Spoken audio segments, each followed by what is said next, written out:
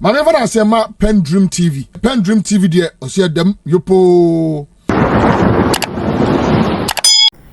You are most welcome to PENDREAM TV, the only channel that brings you the best and latest updates in politics. If you are new here, please don't forget to subscribe to the channel. Hit the notification bell, like and also share to other members to watch as well. Your comments are most important to us. Please do leave a comment at the comment section after watching. Or send us a voice note on our WhatsApp number, which is 0277 128 777. Thank you. We are in the center of La, in the La Dadekotopong constituency of the Greater Accra region. Of course, we are at the Farse Gardens. Farse Gardens is in the center of La. And of course, we are opposite the Presbyterian Church, the Bethel congregation. You can find us here, where we are bringing to you today live the mother of all talk shows, Alaji and Alaji. Thank you very much for choosing us. We are live on Pan-African television. Of course, we are also live on Radio Gold 90.5 FM. It's one of our many outdoor broadcasts. And today, we are starting here at La. La has a lot of history with the current administration. In fact, in June this year, all attention was on La because of two hotels, the Labadi Beach Hotel and of course the La Palm Royal Beach. Those two hotels, because there was a demonstration organized called Hands Off Our Hotel. There's also the matter of the hospital that was built, pulled down with a promise to rebuild that was never rebuilt. And then there is the issue of the trade fair. The trade fair that was also pulled down. Many businesses have been lost, and for 8 years, nothing has really been done at that side. So we are here. We are in the La Dadekotopong constituency.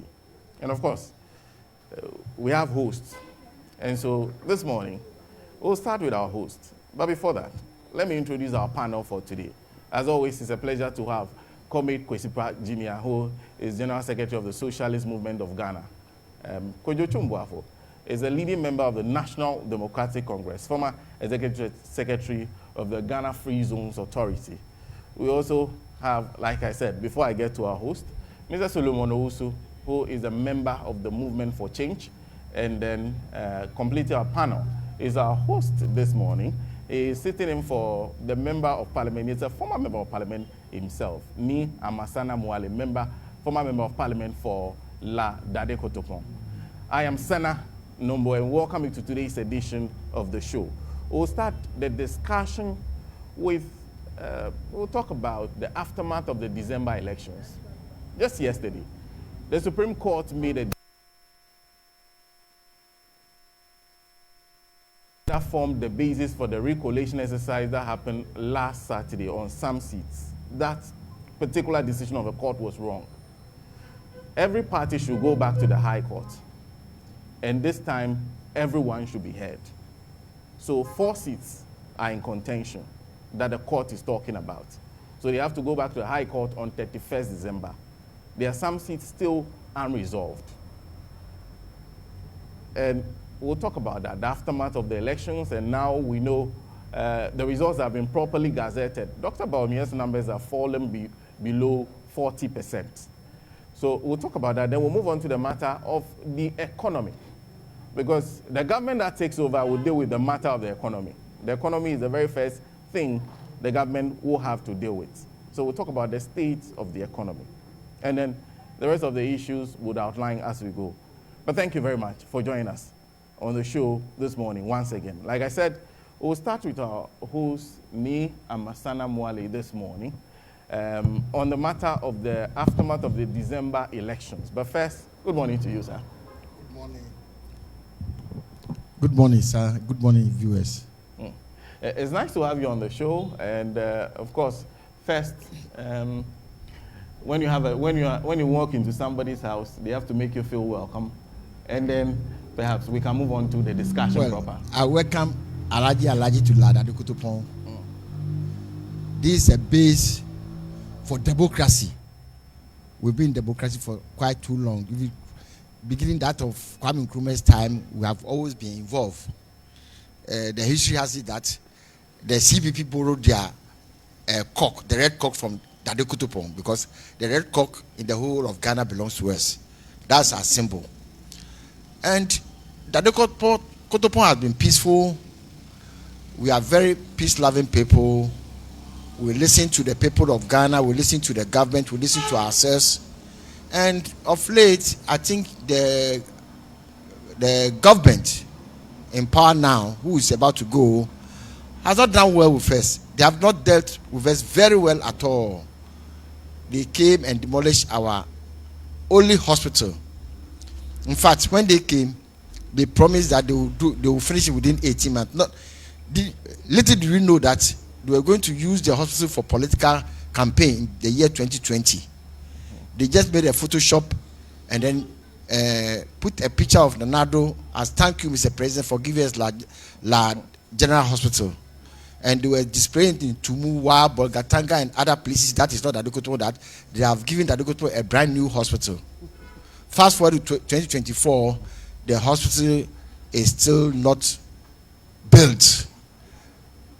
Upon pressure from our member of parliament and the people of La and the chiefs and people of La, they attempted to do something, which they ring-fenced the whole place and put a crane there that they are doing something. But if you go in, you see that it is still a bush, or I would say a cassava farm. Nothing is going on there. We also come to the La Trade Fair. You know, the Trade Fair was built by Dr. Kwame Nkrumah as an exhibition center where people from all over Ghana, when you have something to display, you bring it there. We organize trade fair from time to time. And people bring their wares there and to display it, and people come all over Ghana to come and look at it.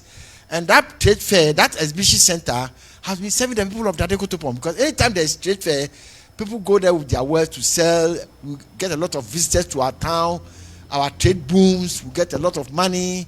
Even my sister Osenko had a husband from America who came to do trade fair and then met her in Dadekotopon, and then they got married and they have 3 children.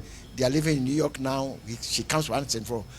This government came and pulled down the trade fair, telling us that they're going to give us another brand new trade fair, only to be seen to display what they're going to do there. That they have turned the trade fair into a hotel and a shopping mall.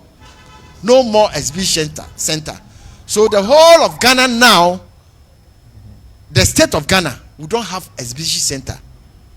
You know, before the pull down, during Rollins' time, they organized Giffest 91, Giffest this, Trade Fair this, Woodwork that, Pork Show, all those things. Help Ghanaians to come and display their wear. Foreigners also, they organize some exhibition for West Africans. They also come and people see what is happening in other countries. People adapt, people get businesses. They organize that for Africa. People come, people see what is happening in Africa. People get businesses. Then they do international trade fairs also, that people all over the world come to display what they have. This MPP government has now destroyed the exhibition center of Ghana. And they have given out the land for hotels, shopping mall. Yes, hotels and shopping mall. And then I understand there's going to be accommodation that they cut that place off for a private investor. I don't know who that private investor is. So this is what is happening in Dadekotopon. Now we don't have a hospital. Our MP tried, and now they have established a polyclinic over there for us, which is a very small polyclinic. So, as I would say, I wasn't surprised that Dadekotopon voted against MPP. 64% for the President John Dramani Mahama tells you a lot that the government or the MPP government has not done well with us at all. We didn't see any development.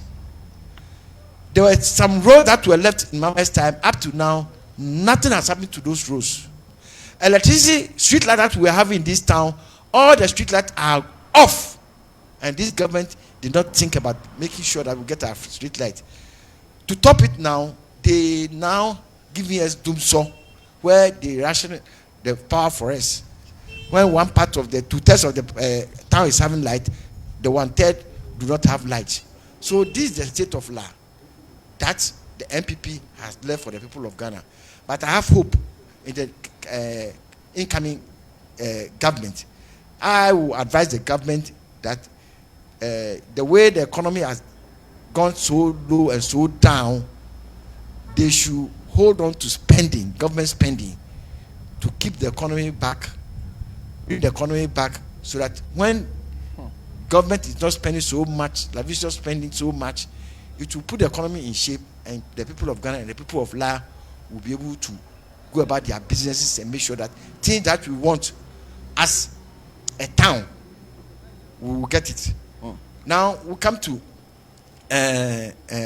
common fund. The government has not released our common fund.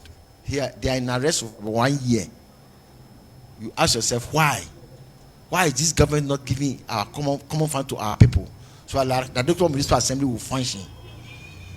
Then also, there's another thing that was going on. I don't know whether it's the whole Ghana. When it comes to revenue mobilization, now they are giving it to one GRA, let's say property rate collection. They are giving it to GRA to collect the property rate.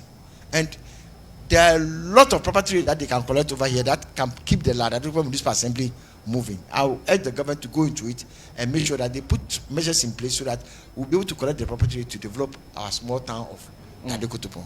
Thank you very much. Thank you very much. And of course, that's please hold on to the mic. That's former member of parliament for Nadekotopon. Don't forget, the current member of parliament is Rita Na Odole Soa. Please correct me. Fase Gardens. Fase Gardens. Fase, yeah. Okay, great. You have been intensely involved in the elections, so you know how these elections have gone. So our very first discussion is on the matter of the elections. But if you're watching us live on Pan-African television or listening to us live on Radio Gold, you are anywhere near La, just come to Fase Gardens so that you will not say, Senna did not read my message. Just come. I will hand the mic to you.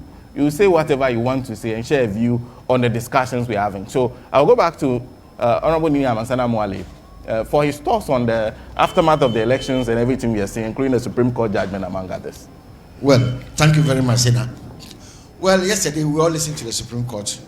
But after the elections, you see, the Electoral Commissioner, I don't know, the behavior of the Electoral Commission wasn't that good. From about 2 years ago, you know, about the CI and then mode of registration that you have to use only Ghana card.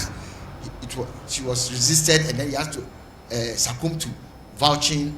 A whole lot of things they were putting in place. Registration, they brought us some figures. It was challenged by the NDC. They said it's not true. Later they came and accepted that it is true. So from all this event that happened, you could see that they were deliberately trying to rig the election. In fact, it's a strong word to use, but I have to use it. Deliberately they were trying to rig the election in a subtle way that nobody will see that they are trying to rig the election. But thanks to the people of Ghana, that whatever step that they take, they were able to, people were pointed out their flaws and it was accepted. Then we came to balloting to pick the position of the candidate. Look at what happened in the room. It was so appalling and so disgraceful that when they put the ballots in the basket, the MPP guy went and he was looking into it to pick what he has to pick. That's very appalling and disrespectful. That's very shameful to the international community. Look, we all see how ballot is done. It's like when they are going to play football, FIFA football, or European football balloting. We see the decorum and the decency that they do things. But look at what the Electoral Commissioner did. With the rumor that this is happening and this is happening, and the Electoral Commission paid no attention to whatever complaint that people were giving. Now we come to going to print the ballot papers. Until Jagba came and said, why are these people printing more than necessary? The Electoral Commission kept quiet, did not give any response, and Jagba and Co have to battle it out to make sure that they print the required ballot papers. Then also we go to Ashanti region, when the NDC national organizer, Yamin, was able to, people gave him leads, and he was able to uncover a whole lot of ballot papers. Up to now, the Electoral Commission has not come out to say anything. And when you look at those ballot papers, they look so genuine. So who is the owner of the house? Who is the one who printed it? The police and the government has said nothing. So we ask ourselves, what was happening and what is happening? And what Domi Kwabenya, the result, the returning officer, I saw the returning officer on television, live television, with the people down there, and they were watching. When he mentioned the number of votes that the NDC candidate had, people started shouting, hey, hey. And he declared the results. Nobody was holding the gun. Nobody was beating him. Nobody was forcing him to give the report, the results, to announce the results. We saw it on television, live television, because I had interest in W. Kamidan, because NDC had never won before. So we saw it. And the returning officer announced the results of the polls. Only for the Mensah and the Electoral Commission to come and see that they announced the results under duress. What is duress? Do you have the power to annul a result that a presiding officer has announced? Meanwhile, the CI 127 is telling you that once he has announced the result, that is the end. So Jim Mensah wasn't happy. He wasn't even happy that Bawumia has considered defeat. So it took about three days. He didn't want to announce the results. Why, Jim Mensah? This is not personal. This is the people's verdict. So I was shocked when Jim Mensah says he's going to do recollation. And then they are going to court. People have gone to court. In fact, Jim Mensah announced that he's going to do recollation before the MPP took their mandamus to court. So you could see that there was clear collusion. That you go to court, I'm going to do it. When he did it, they saw that it was not based on law. So they have to go to court for mandamus to force her to come and do collation. Meanwhile, the law says once the returning officer has announced the results, you go to court. And Jim Mensah and his cohort were saying that it was done under duress. What duress did you see, and what is duress? Because if somebody, you are announcing results and I'm standing by, you think I'm forcing the man to give the results. Everybody was there. The police was there. So if it was duress, at least we will see it on television. Did anybody say declare the result? If you don't, I'll slap you. No. So they should go and define the duress for us at the court, that they are going to find mandamus and all this. So you could see that as the results has come, naturally and truly, the Electoral Commissioner, she's not happy. She's not happy at all, because what she thought would happen has not happened. And I would say she's disgracing the commission by going to do recollation. Recollation is not in the law. Recollation has never been done before. I know they are quoting Dr. Farijan, that happened in Pru East, or is it Pru East? That one is under a different law. At that time, we did not know which law it was. But as Farijan went there to correct the wrong, so they see at that time. This time, we have moved forward. That everything that we do is guided by law. You can't just do anything just like that. Everything is guided by law. So if Jim Mensah and his commission are telling us that some things did not happen the way they want it to happen, so they are going to do recollation, they have erred. They don't have that right to do what they were doing. The only thing they could do is to advise the candidate, because the candidate themselves have not complained. Those who the thing affected, they have not complained. Then you went and did recollation. Then quickly say you have gazetted it. Until yesterday at the law court, at the Supreme Court had to do what? Cancel everything. So are you going to re-gazette it again? What are you going to do? Are you going to wait for the mandamus, the hearing of the court on Tuesday to go and do another gazette? So to me, Jim Mensah and the commissioners, all of them must go, because they wanted to put the country into chaos. They were doing their personal things. The people of Ghana have spoken. Allow the law to work. Don't take the law into your own hands and do things that you think is something that you want to happen. So it must happen at all costs. I heard the former MPP chairman, Honorable Blay Mancinia, agreed to that. Oh, and this you have gotten over 180 something seats. Why are you still fighting for 7? We have to fight for 7 because the people in those constituencies have voted for their candidate. They have chosen a candidate, and the declaration has been done.